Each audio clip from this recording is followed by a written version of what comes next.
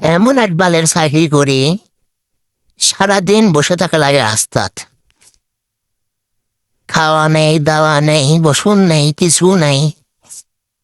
রাস্তার ওপর বসে থেকে মরবত দিচ্ছি। কি আর কোনো দুঃখের কথা। কাছে আছে যে একটা ব্যাগ, গামছা, টুপি, বস্ত্র নিয়ে বসে আছি রাস্তাত। এইদিকে ফাঁকা, ওইদিকে ফাঁকা, ওইদিকে ফাঁকা, কেউ নেই আশেপাশে।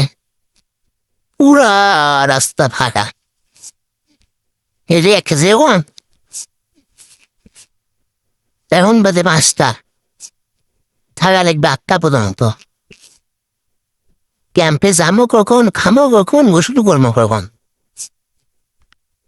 আপনার কেউ সার্ভিস আসেন না ভাই। জীবন তো শেষ, একবারই শেষ।